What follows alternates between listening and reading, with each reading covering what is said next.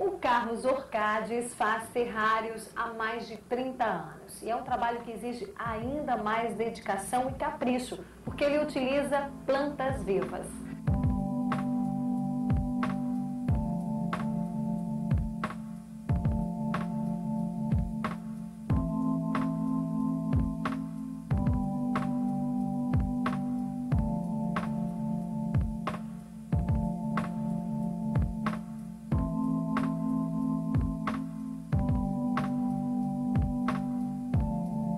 Primeiro da origem dos terrários, como é que começou essa arte? Bom, os terrários nasceram na Inglaterra vitoriana, 1800 e tanto, começo do século XIX, e eles eram caixinhas fechadas com plantas que sobreviviam meses e meses sem serem abertas.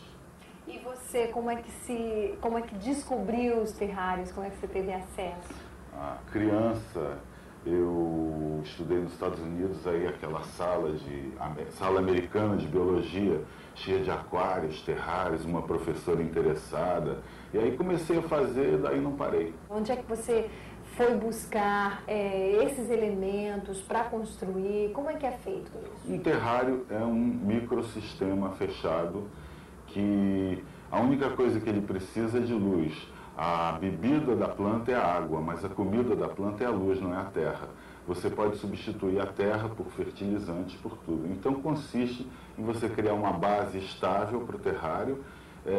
Você planta pequenas plantas que não vão crescer muito para não explodir no terrário, porque se é uma estufa, ela tem condições melhores do que a natureza para desenvolver as plantas. Então você coloca algumas plantinhas que você acha que não vão desenvolver, quando você coloca no terrário elas ficam enormes.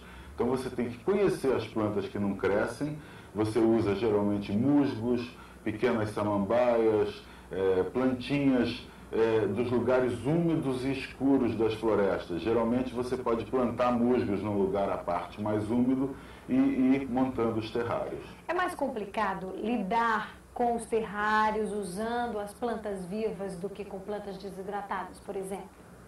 Eu acho que criar o terrário com plantas desidratadas dá mais trabalho, mas depois não dá manutenção nenhuma. O outro, com plantas vivas, você tem um trabalho relativo para montar, mas você tem algum trabalho na manutenção, podando plantinhas, substituindo alguma coisa que não deu certo, até dar certo. Então o terrário passam 6 meses sendo replantado, sendo trabalhado até ele chegar no ponto. Quando ele chega no ponto, aí não dá mais trabalho.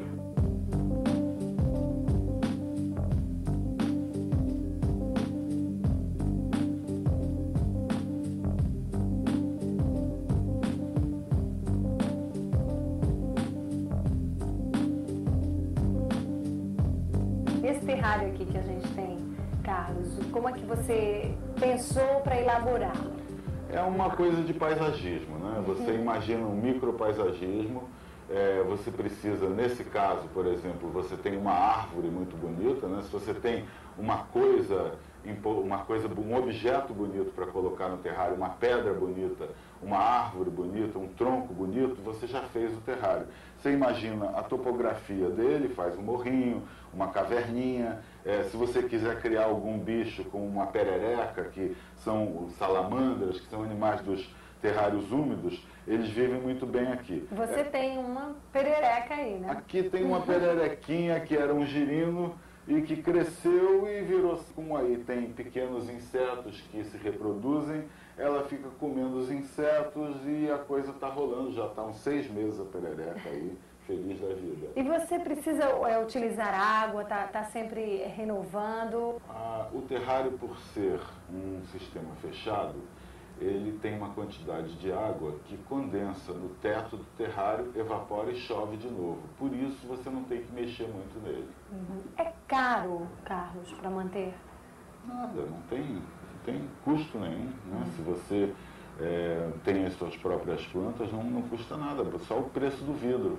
Mas é preciso ter um conhecimento específico? O conhecimento é você testar as plantas, né? Você ir na natureza. Agora, você sabe que planta precisa de ar. Então, você tem que ter você tem que ter ar, você tem que ter luz, você tem que ter água. Luz, por exemplo, ele não pode pegar sol. porque se ele pegar sol ele vira um forno, aí mata tudo que está dentro. Então o terrário precisa pegar claridade, mas não pode pegar mais do que 10 minutos de sol por dia. É curioso porque não é uma arte muito conhecida ainda no Brasil. Por que será? Eu acho que é uma coisa mais dos biólogos e é uma arte mais delicada, que você precisa olhar muito, ter muito cuidado. A pessoa que quer fazer um terrário, ela vai aprender a fazer terrário, mas vai ficar 5 anos quebrando a cabeça e muita gente desiste antes. É diferente de aquário, né? Por exemplo. Diferente de aquário, que é instantâneo, né? No aquário você apronta um aquário, coloca as plantas, acende a luz e ele já está funcionando. Um terrário você prepara o leito, você vai plantando aos poucos, é outro trabalho, muito mais demorado. Você falou que é um trabalho mais voltado para os biólogos, mas você é designer, né, Carlos? Como é então que funcionou essa sua experiência?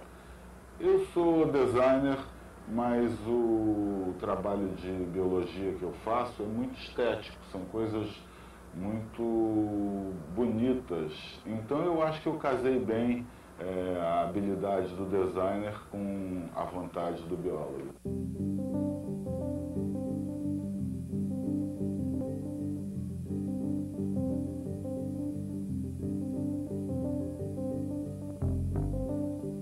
Você também faz uma mistura de terrário com aquário, né? Que são os aquaterrários. Você tem o terrário, que é só terra, e tem o aquaterrário, que é metade água com ilhas, que aí você cria mais um paisagismo para você criar, né? Ilhas e água, e a parte submersa do aquaterrário, ele tem que ter plantas bonitas também, é um pouco mais complicado do que o terrário.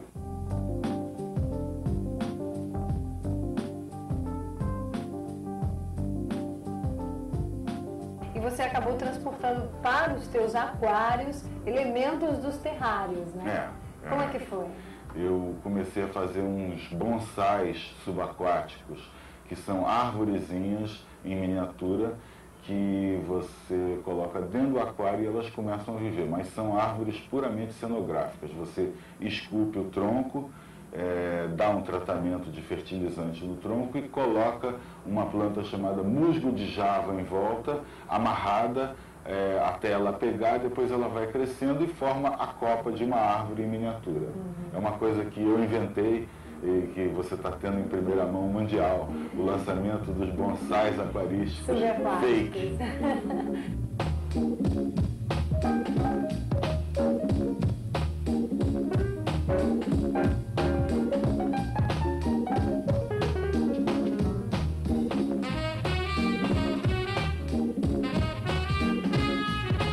Agora, é uma arte que só tem graça se for fabricada por nós mesmos ou não? Pode comprar, porque a graça está em você fabricar, em você observar. As pessoas olham o aquário e dizem assim, isso deve dar um trabalho enorme.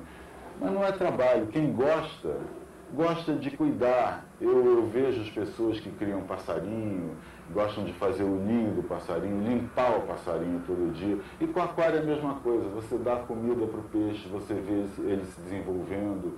Eu acho que o cuidar é o barato da coisa. Não é você ter um aquário para ficar olhando. Aí você pode até pagar uma pessoa para fazer uma manutenção semanal e lá você vai ter um aquário lindo, mas você não tem o melhor do aquarismo, que é você curtir a vida, você ver a vida se desenvolver e atuar melhorando essa vida dos bichos. Em geral, os peixes de aquário vivem mais no cativeiro do que eles viveriam na natureza. Mas o que significa para você a arte dos terrários? Porque geralmente atividades acabam representando terapias para as pessoas. Mas e para você, o que significa fazer os terrários?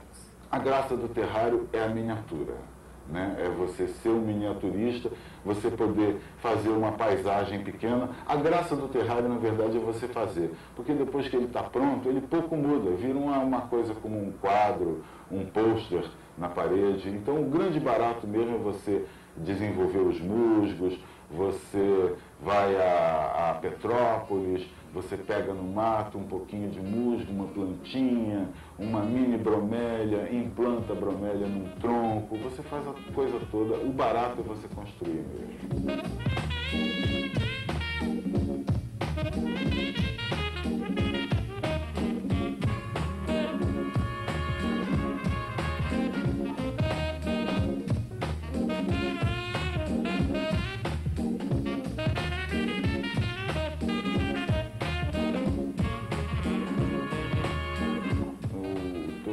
aquarista e terrarista tem um pouco de ditador, né? Você é dono daquele pedacinho de mundo. Se você fizer assim com o dedo, você acaba com o pedacinho. Se você fizer assim, você mantém ele vivo. É um pouco das neuroses de todo mundo que a gente descarrega no aquarismo e aí passa a ser uma pessoa normal, aparentemente. Carlos, muito obrigada por sua participação aqui no Almanac. Eu conversei com Carlos Orcádios, que fabrica os terrários, a arte de transportar para pequenas caixas de vidro pedacinhos da natureza. Até a próxima!